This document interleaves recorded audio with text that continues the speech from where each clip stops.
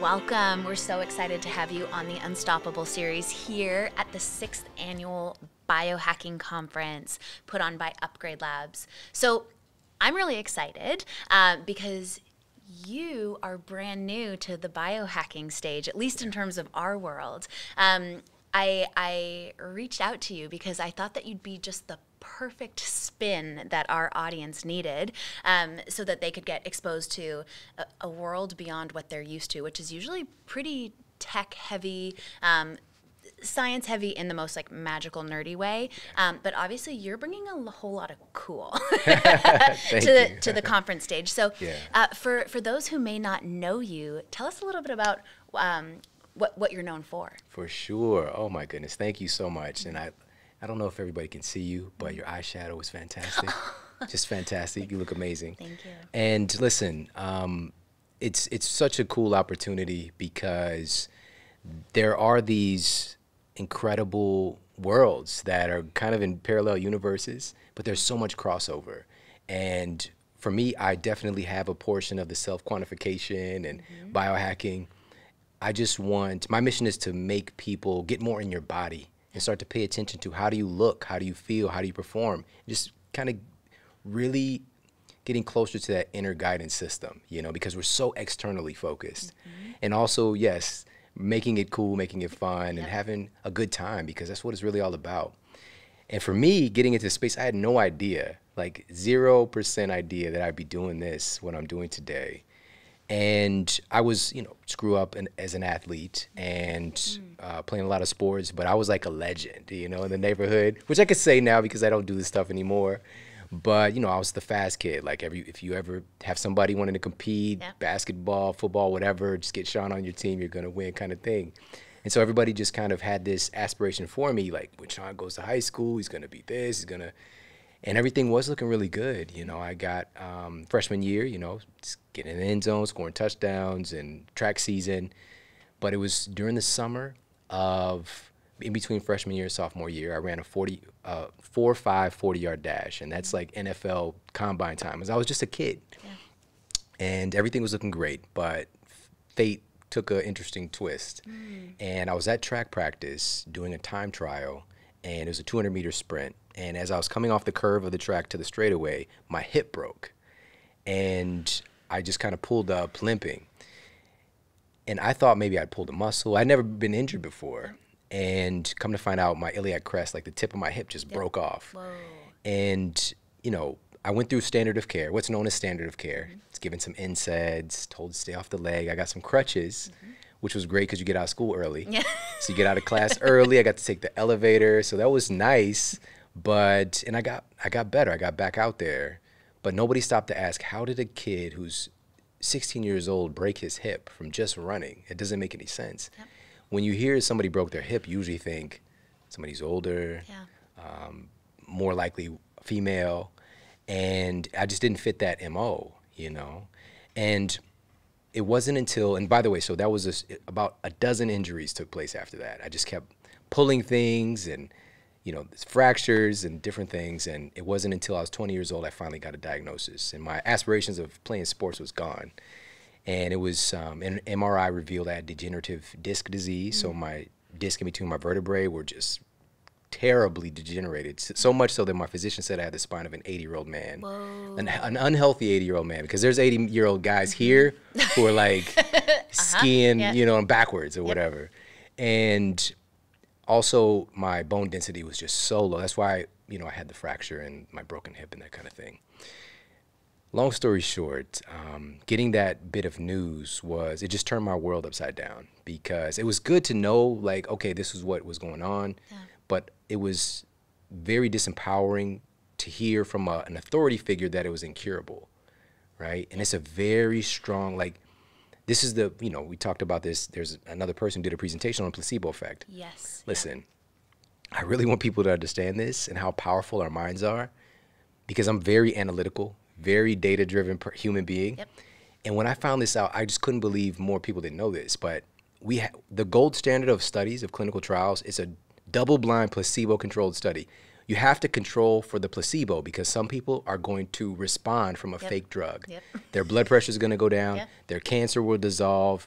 Their blood sugar will normalize from just thinking, just believing that they're taking a drug Yep. that's doing those things, and it's not even real. Fake surgeries and just the list goes on and on. On average, placebos are 33% effective in clinical trials. Nuts, absolutely nuts. Some upwards of 80%. And so, but that wasn't what happened to me. It was the opposite. It was a nocebo effect. And that is when you Yep. get a negative injunction that something bad is going to happen. Like, you'll never walk again. This is incurable. You have 6 weeks to live. Those kind of stories. Yep. And you proceed to have those things happen. And so for the next 2 years was just a tornado of just ugliness. You know, I definitely withdrew myself. I felt like a very capable, athletic person prior to that. And now I'm just like, I felt like prey, you know, like I'm hiding out in my cave for this all to like boil over. And I gained a lot of weight. I was in college, so I was eating what I lovingly call the tough diet, TUF, typical university food. Oh, And yeah, so I ate that for a while a too. lot of pizza. We had a special with the school, you know, a lot of, you know, Sunny Delight was like water. Like, I don't even know how I survived, actually. And so I'm just making my body out of these things and wondering why I'm not getting better. And so, again, long story short, it's a real long story short, after 2 years of eating this way and just no movement, because my doctors told me don't, you know, be careful, bed rest, this is incurable. And so they gave me permission to throw in the towel, basically. Yep. And I took it, you know, and it wasn't in my personality, but because it was an authority figure and I believed he knew better than me, or they knew, as many doctors. But 2 years into it, I'd gained like 40 pounds, definitely just lost. And my identity was stripped from me because I was this fit, athletic person. And now I don't have anything, you know. And it all came to a point where I was sitting on the edge of my bed and about to take my pills to help me sleep, you know, my pain pills. And it just came rushing into my mind. It really was spurred on by the thought of my grandmother, who just like, you know, when she raised me, she just kind of instilled in me this sense of like, you know, I'm going to do something amazing. What's you know? grandma's name? Oh, I called her Mima, you know. It's so funny, the grandma names would be like Mima and Papa and Poppy and all this stuff. Shout out to anybody who has weird grandma names. Yep. But, you know, there's a really important moment in our lives when we can become aware that our life conditions are not matching our blueprint.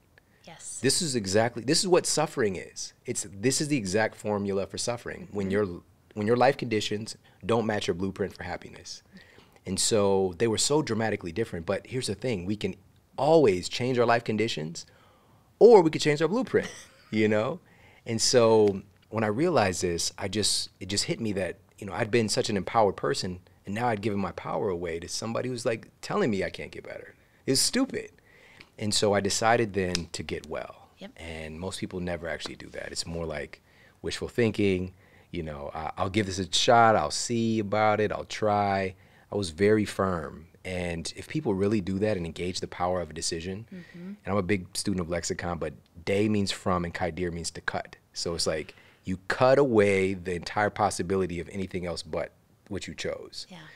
And so after that, everything changed dramatically. It wasn't like, you know, a genie popped out kind of thing, but it was more like, okay, I've made this decision. How do we get from A to B? And I put a plan together. And it was 3 things. It was nutrition and my movement practices and also sleep, which is, you know, international best-selling book came from. And just to put a cherry on top of the story, and we can get into any of the details you want, but 6 weeks from that decision, I had lost 20 pounds. And the results not typical, by the way. But I lost 20 pounds. And this pain I'd been in for 2 years that had me in fear and just like on all these medications and just scared to get up and walk around was gone. And I got a scan of my spine done about 9 months later, and my spine looked perfect. You know, my 2 herniated discs had retracted. I increased my bone density, and my degenerative disc disease was gone. And so that just lit my world on fire to help other people, you know, who had been given that same bill of goods that, you know, there's nothing you can do. And, you know, since then I've worked with thousands of patients in a one-on-one context, both in the gym and also as a nutritionist, and the books and, you know, the Model Health Show being the #1 podcast and all that good stuff. And here I am. Holy smokes. Okay, so a bunch of things went through my mind. The thing that's really sticking out to me, and thank you for sharing that story, is we've been fortunate enough to share stories on the Unstoppable series with some of the other gifted talent that's come through to present at the conference. And every story, whether it was presented, through tears or humor or feistiness, always started with, here was the trauma, the drama, the fat kid. I never heard yet about the moment before the trauma, the drama, and to meet somebody who said, I was a legend at this one point, and went through this trauma drama, and then there was a decision point that changed it all going forward. I'm just so curious, and I maybe you have an answer to this, but I wonder if there was a decision point, whether it was conscious or not, before the injuries happened, that created this, the degradation of the body. Yeah. On some level, maybe. I mean, I wonder. No, did definitely. you know? You cannot have any physical symptoms without a psychosomatic, like emotional. So let's talk about that, because there's so many people who, whether it's somebody who's struggling with their weight or who has encountered an actual, life-threatening illness, it came from somewhere. Yeah, possibly. absolutely. And it can get a little bit meta. It can get a little bit, but some of this stuff is just so real and interesting. And even hearing the story of Martin and hearing about like that $1,500 in the poker game. Oh, yeah. It's just like, and he's a very analytical person as I am. That's my boss. I know how analytical So he is. it's just like, some stuff is just like very unexplainable and very interesting. But I have developed this belief, and our lives are really driven by our beliefs, whether or not they're real or not. We have to have them. We're belief and meaning creating creatures. Yeah. And my belief is that we all have a particular set of conditions that are there to develop qualities, to develop latent abilities and capacities, and it's built on our desires and our goals for the most part. Now, some of us gets a really crappy hand. It's like, I didn't have desires or goals for what I went through as a kid. Yeah. But there's an innate desire to be safe and to feel happiness, all these things. And you could have like a really big kind of dharma and path of, to express happiness in this world. But you might need to go through the worst possible trash for you to have that contrast. And so for me, this was the first time I shared this story publicly, was here on the stage. And when I was born with basically 2 broken feet. And my feet from my ankles to my toes, which I want to take my shoes off and like show how cute my feet are now. Well, mine are off. And so that's the only thing I'm, a little cocky about. Because guys' feet, just to be honest, like it's terrible. I mean, they're literally bulletproof. Most guys' feet look like hobbits' feet. But anyway, so my feet were broken when I was born that way. They were, so crooked. And so the physicians, when I was just a couple of months old, basically broke my feet, put them in place, and I had to wear these little baby casts.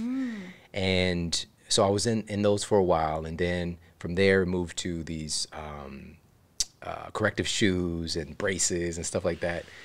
And they had the story. And I didn't know this until like, I was a couple years old, and then like family members would tell me the story because I didn't know. Like my conscious memories, I do remember the casts, but I remember seeing them not on me. And I do remember wearing these shoes. But they said, I don't know if he'll ever be able to run normally. The doctors told my family. And as the story goes, I didn't even take first steps. I took a first run. And so my mom was gonna, she was changing my clothes. She had turned around because she was gonna put the braces on me, and I just took off out the door running after my uncle. And I just never stopped running, since then. But even that situation, like some of this stuff is even coming from your parents, because my mother, and this is that real stuff, is she was smoking since she was like 12, all right? My mother's personality, and I see your mom over there pointing her finger also too. Smoking since she was 12. I'm pretty sure, and they didn't have all the good warnings that literally says like on the pack, like you will die if you smoke this. But I'm pretty sure that didn't hamper her from smoking while she had me. I don't think she would admit it now. Yeah. But I'm pretty sure she didn't stop her habit, and that probably led to some issues with my freaking development of my feet. And it's just like putting me in this position where, as I grow and evolve, I have these choices to make. Am I going to let this thing stop me? So I wasn't dealt the best hand, but it's how you play the hand, you know, and that's really what matters. So it sounds like there's been 2 times in your life where the possibility of being immobile in some way has been an option. Yeah, it's crazy. And you know what's even crazier? Now it's not going to happen again. Have you learned that lesson? Wipe that one free. Yeah, that's the thing. You got to learn it. Life's going to keep presenting that. And for me, it was just it was a culture. Because I think also a lot of our, you know, these things that we develop that are those kind of mental and emotional triggers for physical stuff, it just comes from our environment, you know, and our desire to be happy and to be free. Of all the different traits of humans that I've seen, we want to be free. We do not like to be told what to do. Yeah. Now, if we have a boss, I mean, we tolerate it, you know, but nobody's waking up like, I want somebody to tell me exactly what to do today. And even some people's like, just tell me what to do, you know, like I just need to know the steps. That's different. You're still asking for it. Yes. If somebody's telling you what to do, nobody likes that. And so we want to be free. And for me, it was a huge driving force. Like even the kind of metaphor with me running and just like this sport, and like I felt this sense of freedom. Yeah. But that was stripped from me because I was not adhering to what freedom really looks like. I was imprisoning my body, you know, with the way that I was eating because of, again, that's what I picked up from my environment. But I grew up like truly the golden age of fast food, like the golden age of TV dinners. Golden age of golden arches. Yes. I had a birthday party at McDonald's, all right? Like I was in the ball section, like Grimace and all of those guys, right? Super sketchy characters, by the way. Like there was a Hamburglar. Yeah. Oh my God. Just like, what is that, you know? So anyways, but yeah, and those were the things I was making my body out of, like this really low quality, just very nutrient devoid, and just there's a subtle energy to food as well, you know, and you can't get past that. It's why we feel so good when we have somebody's food who loves us, you know, like your grandma's food or, you know, your mom's cooking, whatever it is. It's like, it feels different. It just feels good. And versus, you know, somebody who's serving you through a drive-through window that, you know, can literally care less about you, you know, it's like those subtle energies. And so this gets into that meta thing, but I've got science to back that up too. You know, like there's a study, and this was done by Victor Poppenine, and what he did was, and this is known, anybody can look this stuff up, the phantom DNA experiment.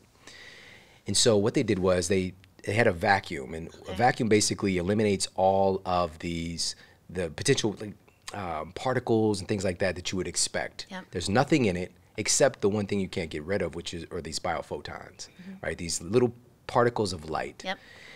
And so what they wanted to do was to see if these photons, which is the stuff that our reality is made of, if we really, really just boil it down to what we can measure, biophotons are what, you know, even our cells, we're made of mostly light, which is really weird. So they wanted to see how these biophotons would react to human DNA. And so they took human DNA and put it into the vacuum. And it was really fascinating to see. And this is something that their hypothesis was this, and it came true, which was the biophotons that were just randomly scattered through this vacuum all began to attach itself to the human DNA. Like it conformed to the DNA, right? So they were no longer scattered. They were in order, right? There was an order. Now here's what tripped them out and really put this experiment on the map is that, so they removed the DNA and they expected the biophotons to just go back to their random, disorganized positions. But that didn't happen. They stayed conformed for a significant amount of time to the human DNA, as if it was still there. And this just speaks to, we literally affect the world around us. We impress upon the very stuff that the world is made of, that life and reality is made of, by the very nature of us being human beings. And so all of these things really come to a head in just understanding that, you know, for me, and those subtle energies and starting to learn, okay, when I was getting better, I started to automatically making my own food more often, right? Putting intention into that. I started to choose higher quality things. I started to buy from people who care more about what they're doing, you know, because of this subtle energy factor. And these are all things that was totally abstract to me until I went through this experience, so. That's amazing. And that's actually something that, you know, for somebody who can't make it to a space like Upgrade Labs or come work with you, that actually sounds something very actionable that they could do at home to start caring more for their food and caring how it's prepared and also who's preparing it for them. Simple. So when you and I talked that day and around the possibility of you coming and being one of our keynote speakers, the thing that really struck me is that I felt like we shared this idea that every human is just innately great and powerful and perfect. And there's, things that are in our way. At labs, we look at their inflammation and the hormones, and we sort of make sure that by correcting those, improving those, we sort of amplify and unlock this person. But you shared a similar belief. So maybe talk to me about that, like your core belief on humans and the clients that come through. Yeah. This really just kind of piggybacks on what we're talking about already. We've got close to 8 billion people here on the planet. That's a lot of people. And we can have this idea that we're insignificant, which in some aspects we are. If you take a meta perspective and you zoom out and look at our planet from outer space, how big are your problems, really? It just doesn't matter. Like, oh, my phone bill, whatever, it just doesn't matter as much. But at the same time, and there's this interesting dichotomy, is that at the same time, you are the most important person in the universe because this is your experience. And so, again, this just develops on, whichever side your beliefs lie. But if we even just look at human evolution, there is something that compels us to become more. There's something that is within us that's driving us to evolve and to grow and to express more of itself. And so we cannot not have that. It's innate in our DNA. Yep. And with that said, I feel that every single person is a part of this tapestry, like the human experience, like this giant quilt work of all of us coming together and creating all of this stuff. And we do know now, again, like I just mentioned, how human DNA affects our reality. Yep. Everybody's doing it. We're doing it all the time. And I shared in my talk how Princeton University did some fascinating research, and they found that 2 people who didn't even know each other, they just put them in a room and had them to talk. Yep. And they just created a small amount of rapport. And what happens is when you're in conversation with another person, your brain waves sync up. Crazy. It's crazy. Like this is behind the scenes going on. Like we're affecting the world around us and the people around us. Yes. And so with that said, understanding that it's in our genes to want to grow and to evolve, to be more. Every single person, you can't come here without having some innate gifts and talents and capacities and attributes. But here's the thing, and some people might think, well, I don't know what my talent is, and I don't know. That's exactly what I was going to ask. And especially somebody, you used a really powerful word before. You said pray, like you felt like pray. And so maybe somebody who has that feeling of, I don't know what my talents are. I don't know what gifts I'm supposed to bring, or maybe even worse, if they're sitting in the state where they feel like they're universal prey, they're a victim. Like, what can they do? How do you find it? Yeah, and this is from experience, firsthand experience, and then of course working with thousands of people. But it's easy to feel like a victim, because it seems like sometimes the world is like it's just objecting its will upon you. But the truth is, you are also objecting your will upon the world, and it's a symbiotic thing always going on. And, it's so interesting because these situations that we go through, and I just want to make sure I share this because I went through a pretty crappy situation a couple of times, but the things that are within our DNA for that greatness, you don't just come here good at something. Like you have to have situations, you have to have conditions, you have to go through stuff. It's like the oak tree scenario. You've got an entire forest in one acorn, an entire forest, right? How crazy is that? But this will never manifest itself if it's not in the right conditions, right? And so these negative things that tend to happen, or challenges, obstacles, these are simply there, in my belief, to just help us to unlock these latent capacities. Because a lot of times those talents, when somebody's like, well, I don't know what my talent is, it's just dormant, it's latent. Yes. There's never been anything like you ever, and never will be anything like you ever after this. It's like a very important moment in humanity, Yeah. you know, you being here. And so, but you don't just get to do it for free. You don't, it's not just going to happen automatically. Like, you have to develop, because even if you do have a natural talent, like some people just seem to just have it, it's not going to connect if you don't learn how to communicate, for example, you know, or you just be that weird person who draws really well, you know, and then, but then you might have brought some joy to some people, but it didn't really connect and make the impact that it could have if you didn't develop those other skills. Yep. Yeah. So I hope that makes sense. No, it does make sense. And so now you've got this book, you've got your podcast. Actually, you should share it. Let's talk about your podcast. Sure. Where did it come from? And I mean, all the things that it's about. It's your name's on everybody's lips. So oh my gosh, yeah, that's so crazy. Talk a little bit about your podcast. Then I definitely want to hear about your book as well, because you're a buff guy, and you wrote a book about sleep. Oh, thank you. And not not about six packs and muscles, and so I want to hear about both. Let's start with your podcast. And just by the way, in parentheses, that's a side effect. Right? Being the fitness part is a side effect of some other things. But yes. So with the show, it's really crazy. It started off going to a live event, and this is why everybody listening, and I did not have the money for this either, you know, like, invest in yourself. That is the #1 investment that you can make. Yep. And I went out to a live event, and my wife, we were newly married, and she was just not having it. She was not happy about this. Fortunately, she did go, and like we made it happen, but she wasn't happy about it, you know. Now she's super happy, all right?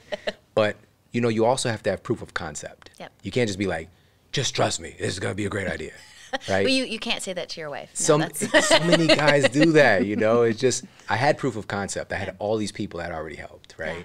And so it's just like, listen, just, you know. And so we made it happen. But there at the event, there was a woman who was just very beautiful and evolved person, you know, and she like shared, like there was a session when the guy was like asking questions of the audience. She asked an incredible question, and it's a great dialogue. And I was like, man, she's something special. And then the next day she couldn't come. This was like a 3 or 4 day event. She couldn't come down because she was having an episode, an attack. She had Crohn's disease.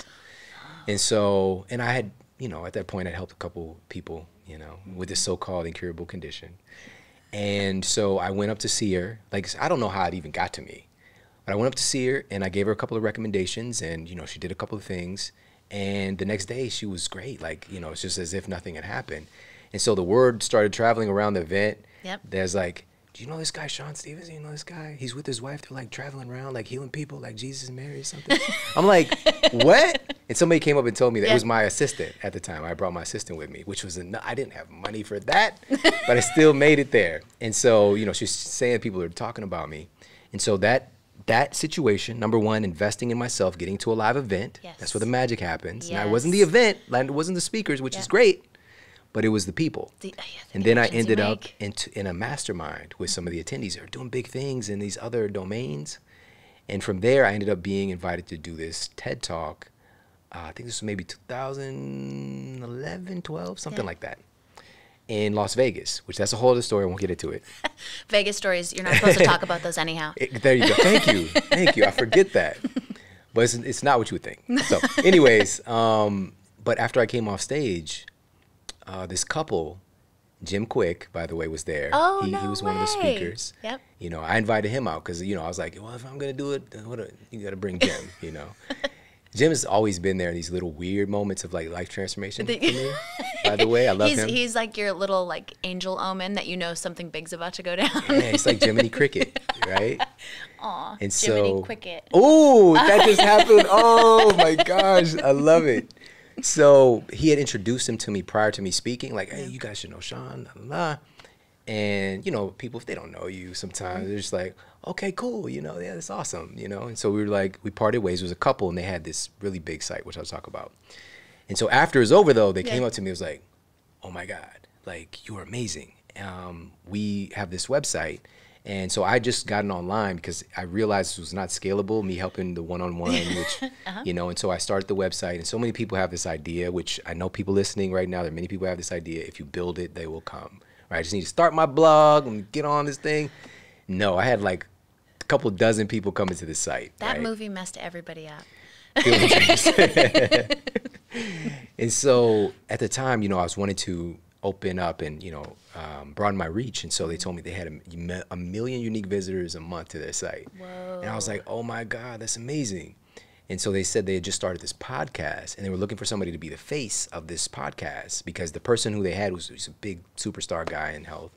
It just didn't really work out. And they were like, you're perfect for this. And I was like, okay, cool. And in my head, I was like, yeah, let's do this. But what the hell is a podcast? I didn't even know what it was, but I said yes. Yep.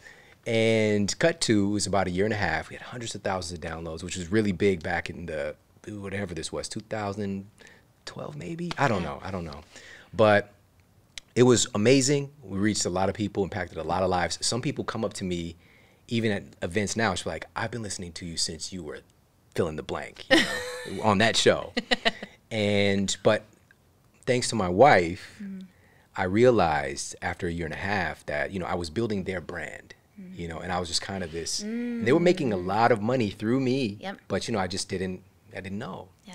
And so she was like, no, you can't do this no more. You have to build your own brand. We started this thing for this purpose. Yeah. You are your thing, So we amicably parted ways because they agreed to, like, they weren't doing the best of, like, really featuring me as me. Yep. And so that's when I started the Model Health Show. And that was five or 6 years ago. But here's the great thing about it and what's crazy. And man, please, guys, you got to be willing to make mistakes. But because I went through it all with that podcast for a year and a half, I did everything. I had my own little microphone, my laptop, editing, all it. I had no business doing that. None. And, it did what it did. But now I came into it from the very first episode of the Model Health Show.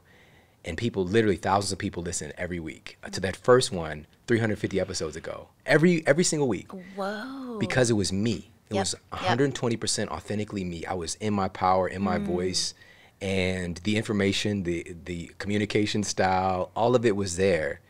And also, here's something important too, and I talked about this too in the talk. My vision, I knew, like that first episode was like, I'm gonna reach 1 million people, like it's already done. And the results were not saying that, for about a year, it's like a few hundred people a day, but then it just skyrocketed, till we've had like 150,000 in a day or whatever it is, like just hundreds of thousands of people. And now it's like, I don't know, getting close to 40 million. But my vision was big, but then once you get to that vision, you can start to become complacent. And I encourage people, you have to continue to practice thinking bigger than you've ever thought before. You have to do that. It's scary and uncomfortable because just like, well, that just sounds crazy. Crazy is who wins. Crazy is the people who truly change society, And so I really had to check myself recently, as my wife. So thankful. Can we give your wife a shout out? Yes. Ann Stevenson, best. She's the best ever. Seriously. She's just the best ever. Now I know why you said, can we get her a ticket? She's got to be there. So as we're starting to wrap this up, when you hear the word unstoppable, who is the first person that comes to your mind? First person that came to my mind was my mother-in-law. Yeah. Tell me about her. She's the person she came from, so it only that makes sense. But, it's so funny, like there's these stories, there's a lot of like mother-in-law issues in movies and TV and in real life. I know, I've seen some of it, but it's just not my experience. Like I don't even like the word mother-in-law, It's she's just something special. She's from Kenya and she moved here when my wife was 12, and she's very different because in their culture, even her mom, she was a second wife. There was like, that kind of deal. And so it just tends to not work out well, by the way. It's just, I'm just throwing it out there. I don't want to get into the whole I don't want to get into it. But anyways, but this was like cultural. It wasn't like a choice like, this is what I am. Yeah. Just didn't work out well, by the way. Lots of kids with issues. So anyways, so in their culture, she was also supposed, you stay at home, you take care of the kids, your husband makes money, you do what he says, right? She just wasn't having that. She let her husband know that she was going to leave for a while. He needed to take care of the girls because she has a sister, and she's going to England to get her degree. So she's an occupational therapist, and she became an instructor. And she brought her family. She brought her family to the U.S. Okay. And so all the negativity she went through in her own culture about, see, that's that woman who left her kids and her husband. And I've never seen such a great relationship between a mom and a daughter, by the way. And also coming here, and also even studying in England at that time, we're talking like the 1950s, 60s, like, and her being from Africa, like she went through all of that too. And then coming here and being such a light, because I just had somebody come over to me after the talk and they were like, I wish my husband was here to hear this because, you know, fill in the blank. If they don't listen to me, it's because it's you. And it's proximity, right? And it's because it's like, you know, somebody else was like, I wish what can I tell my mom and dad? They changed their diapers. It's very difficult for you to be their coach, right? Because of proximity. Yeah. And guys in general, we don't listen very well, to be straightforward. Like, we think we know everything. It's just it's a transferable and changeable condition. Yeah. But it's just stupid. Like, we tend to do that, and we know we do that. And so knowing that, but I didn't know at the time, because I thought I had this figured out. Like, I was a strength conditioning coach. I'm killing it. I'm helping all these people. But I still, and I recovered my spinal issue, but I still had asthma and like allergies and like these things I had since I was a kid. Yeah. I haven't had any asthma and any of that stuff in like 20 years now. I'm sorry, 15 years. Thanks to her and a conversation she had, because this is simple. This is where I'm going to end this at. She didn't tell me anything directly. It was like she asked me questions. That's a really great way to get through to somebody who thinks they know everything, right? You have lots of opportunity to be right. Yes, exactly. I figure it out, right? Even though she's just her magic, you know? And so when I was dealing with this hay fever, it was difficult to breathe at night, especially when the sun went down. I was suffering. And I came over. And my wife, first of all, she was like, don't listen to my mom. She's super weird, whatever. Because, you know, she was like, you know, there was like grass growing in the house. It was like wheatgrass, right? And I was like, that should be outside. Why is it? What's wrong with your mom? But she knew what she was doing, you know. And so long story short, when I was going through this and I told her, you know, it's the weather, you know, it's just really bothering me. And she was like, it's the weather. So is the problem out there or is it in you? And it just like baked my noodle, like, wait a minute. I shouldn't be allergic to the weather. And we're just talking about my hay fever, right? It was deeper. It was that Morpheus moment. But, you know, I realized like it's me. There's something in me that's responding to. Yeah. And for me, at the time, it was simply pulling out milk because I was going hard with milk. I mean, it was my jam. Well, and then you had the whole bone story. So I was just, but I was doing better. I was doing organic, non-homogenous. It still just wasn't vibing with me. And it was creating this like, even now, like if I have a little bit too much, I can start to get kind of mucusy and feeling gross, and you know, but that changed everything. I realized that there was so much more about nutrition that I didn't know, and she had raw foods and all the stuff she was into, and it just opened my eyes and changed the game for me. So she's unstoppable. Thank you for that. And I guess last question, if you could send a text message right now to everybody at conference and even the world, what would the text message be? I'll just say what jumped in my head. I would send "wake up" with a bunch of exclamation marks. And, you know, we could, if it goes beyond that, I would say, you know, wake up and realize how powerful you are. Wake up and realize that you hold the pen in your hand and you are writing your story, but you keep trying to pass the pen off to somebody else, and you're really the star of this movie.